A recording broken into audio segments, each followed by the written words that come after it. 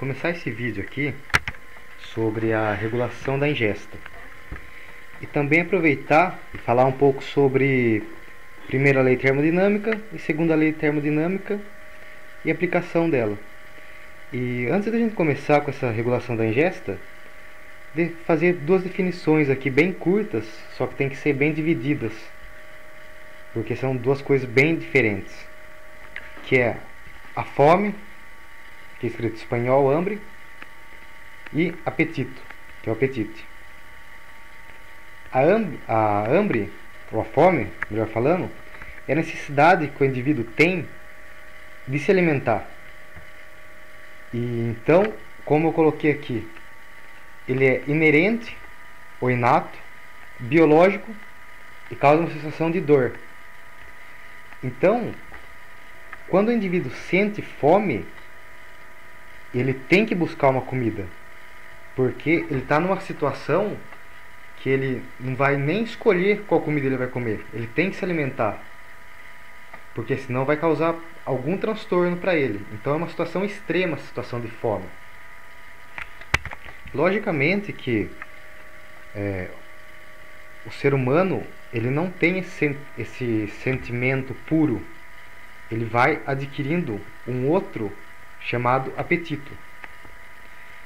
Só que tem uma fase da vida, que é a lactância, que existe essa fome pura, que é quando o bebê ele tem esse estímulo, ocasiona o choro e outros efeitos, ele vai buscar o peito da mãe, se alimenta com esse alimento que é o único disponível para ele, ou pela lactância exclusiva até os 6 meses de idade, deveria ser até os 6 meses de idade o único disponível para ele, e pronto, acabou aí. Mas com o crescimento, o ser humano vai desenvolvendo a sua parte psicossocial, e agora vai sendo substituído a fome por um outro fator chamado apetite, que é esse que está nas pessoas assim que passaram da fase da lactância. Esse apetite, então, ele é adquirido, ele é psicossocial, e quando você não cumpre ele, causa, na verdade, uma ansiedade.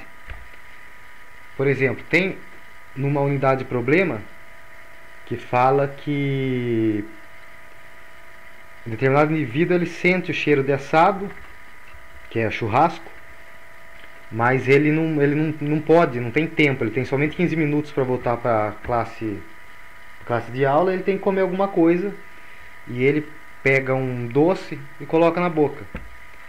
Então, ele nesse caso, ele está usando mais o circuito da fome, e por ele não comer esse churrasco, ele teve uma ansiedade por isso.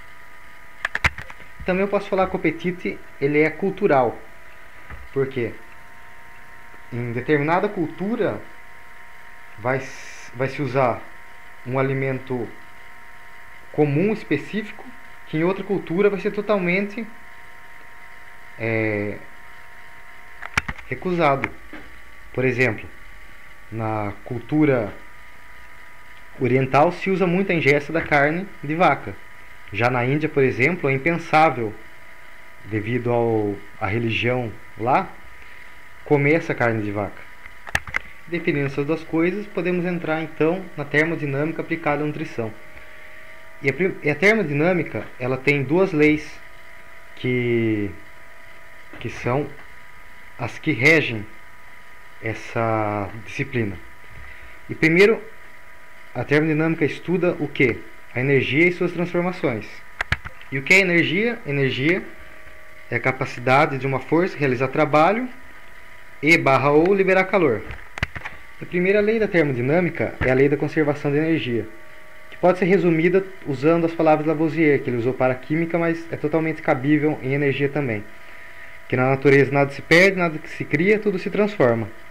Então, a energia ela só pode ser transformada, ela nunca pode ser perdida, e nem incrementada também sem ter um outro aporte energético.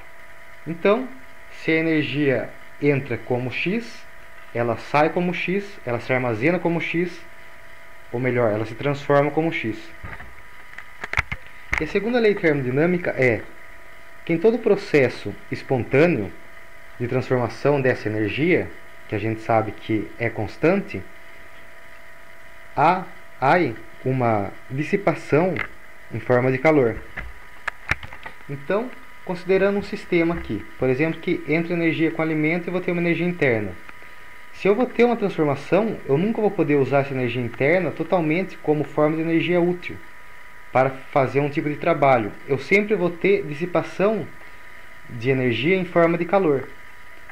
E isso quer dizer o quê? Que vai aumentar a entropia do sistema. A entropia mede o nível de desordem em termos molecular. Quanto maior a entropia, maior a desordem do sistema. E toda vez que tem essa liberação de calor, aumenta essa desordem do sistema. Essa desordem do sistema também pode ser considerado como homogeneidade. E eu vou exemplificar isso falando da osmose. Vamos imaginar então que tem um recipiente com uma membrana semipermeável, que a gente já sabe, se é semipermeável, ele vai ser permeável somente à água, aqui no caso, e não às partículas que estão aqui.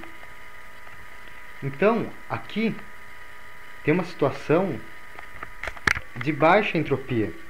Por quê? Porque essas moléculas aqui, elas estão com uma concentração de um lado, desse lado aqui, bem menor que esse outro lado. Então, não tem uma homogeneidade nesse sistema. E a entropia, ela vai evolucionar espontaneamente para a situação de maior homogeneidade. E o que seria isso? Seria que todas as moléculas de água circulem a mesma quantidade e mesma superfície das partículas. Então, o que vai acontecer? A água vai ter uma força chamada pressão osmótica, que vai deixar a concentração aqui desse lado a mesma concentração aqui desse lado. E agora vai ter uma situação de homogeneidade em termos dessas concentrações aqui. E o que resultou isso? Resultou que dessa diferença de concentração foi gerada uma força. Uma força de um fenômeno físico espontâneo que pôde realizar um determinado trabalho. Que o trabalho foi, se a gente coloca um êmbolo aqui, por exemplo, um êmbolo aqui, por exemplo, esse êmbolo seria deslocado para cima. E assim conseguiu realizar um determinado trabalho. E agora o que acontece?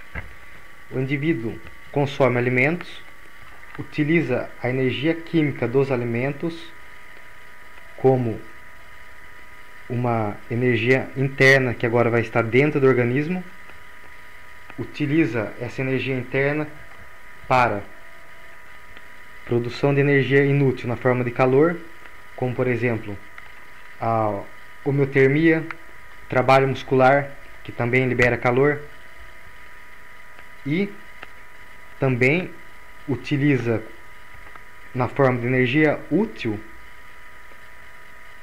processos para crescimento, como hipertrofia e hiperplasia. Um recém-nascido, por exemplo, ele utiliza a energia interna do leite materno para seu crescimento. Então, ele é um sistema transformador de energia alimentar em energia útil, ou também chamada energia livre, que é a energia livre do calor. E obviamente que ele também tem que regular suas funções corporais e dissipa essa energia em forma de calor.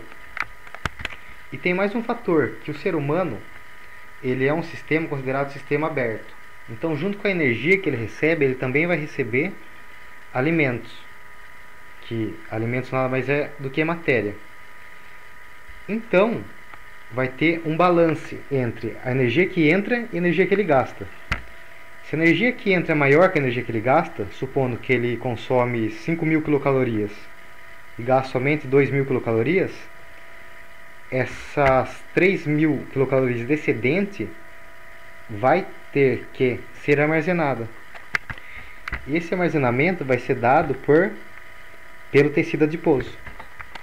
Então, por isso que essa fórmula ela exemplifica o que acontece com a energia interna dentro do organismo de um ser vivo. Essa energia interna ela é transformada em calor, em trabalho, que é a forma de energia útil, e ela pode ser, se tem um excedente, armazenada em energia de reserva por o tecido adiposo. E essa reserva ela fica aí até que um dia ela tem que ser utilizada. Se, por exemplo, ele absorve somente 1.000 quilocalorias de energia e está gastando 3.000, esse 2.000 que falta para ele desempenhar suas funções vão ter que ser originadas aqui desse tecido adiposo. Então vai ser feita uma lise do tecido adiposo e aí liberando essa energia. Então, na regulação da ingesta, sabe-se que, com as teorias mais modernas que tem hoje em dia, que esse tecido adiposo é o principal controlador dessa regulação. Por exemplo, com a quantidade de tecido adiposo, vai regular se vai ativar os circuitos catabólicos ou os circuitos anabólicos. O circuito anabólico ele vai fazer o que? Ele vai aumentar a ingesta alimentar e ele vai diminuir o gasto de energia, enquanto o catabólico vai fazer o oposto. E aqui está uma das importâncias de cuidar da alimentação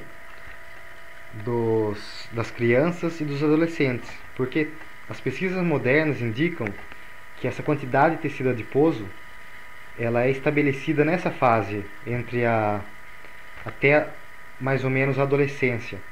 Então, o corpo, a gente sabe que ele trabalha com placa homeostática. Então, para ele, se uma criança ou um adolescente está obeso, para ele isso é o normal. Essa é a placa homeostática. E toda vez que essa criança reduzir essa quantidade de tecido adiposo, o corpo, ou melhor falando, o cérebro, vai interpretar que isso não está correto e vai fazer de tudo para que com esses circuitos aqui ele volte a ter esse tecido adiposo novamente. E essa regulação acontece aonde? Como a gente está vendo aqui na figura, a nível de hipotálamo. E agora eu vou começar a regulação da ingesta propriamente dita. O primeiro fator é que sabe-se que tem 3 compostos principais que regulam essa ingesta. Uma é o hormônio grelina, outro o péptido II e a leptina. A grelina ela é fabricada no estômago, mas em que situação? Em situação de jejum, quando as paredes do estômago estão colapsadas e uma assim meio que se esfrega na outra, acontece essa produção de grelina. Esse péptido II é liberado com o estiramento da parede intestinal. E a leptina é liberada pelo tecido adiposo, principalmente quando esse tecido adiposo ele aumenta de tamanho. Como eu falei, essa regulação acontece então a nível de hipotálamo. E o primeiro núcleo envolvido é chamado núcleo arqueado. E qual uma característica desse núcleo arqueado? Esse núcleo arqueado ele não tem aquela barreira hematocefálica. Então, esses hormônios que são liberados no aparato digestivo e no tecido adiposo, eles como é um hormônio, por definição, vão ser vertidos no sangue, e do sangue vão chegar aqui nesse núcleo arqueado. E nesse núcleo arqueado vai poder ter esse contato do sistema hormonal agora com o sistema nervoso, chamado também de uma porta neuroendócrina. E assim vai ativar uma dessas vias aqui, ou a via orexígena que vai induzir a ingesta alimentar, ou a via anorexígena, que vai induzir o consumo de energia ou a saciedade. Então, vamos começar falando da grelina. A grelina ela está involucrada na regulação de curto prazo, que é em volta de um dia. E o que acontece? A pessoa está com fome, em uma situação de jejum, a parede está colapsada, está liberando grelina. Essa grelina vai então estimular essa primeira neurona aqui da via orexígena.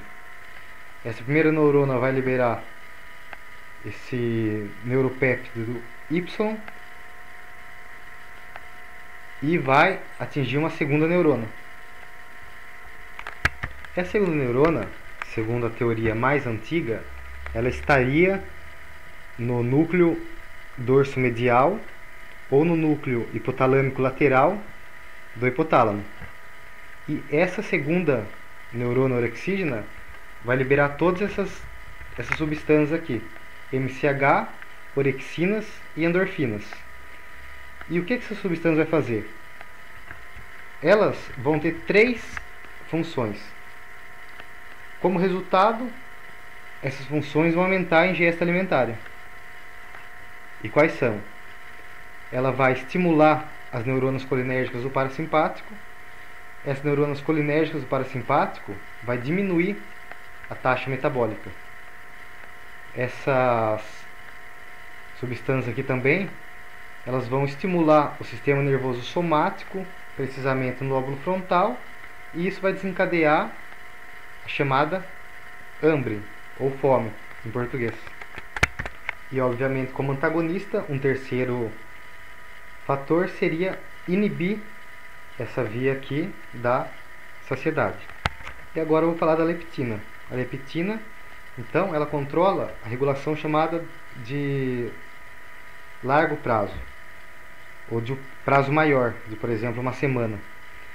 E por que ocorre isso? Porque o tecido adiposo, a dinâmica de aumento e redução dele não é assim nível de dia, mas sim nível de semana. Então, a leptina vai estimular essa primeira neurona aqui da via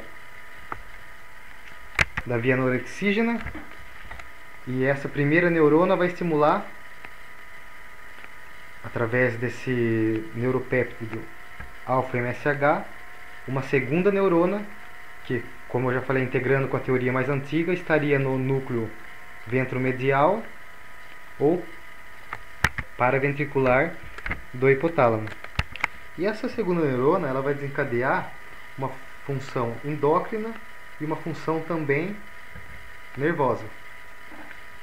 Então, o que ela vai desencadear? Ela vai desencadear a liberação desse TRH, que é o fator liberador da tirotrofina, que esse fator liberador da tirotrofina vai até a hipófise, e na hipófise vai liberar a tirotrofina. Depois essa tirotrofina vai até as glândulas tiroides, que vão liberar a T3 e a T4. Que a T3 e a T4, a principal função é o aumento da taxa metabólica.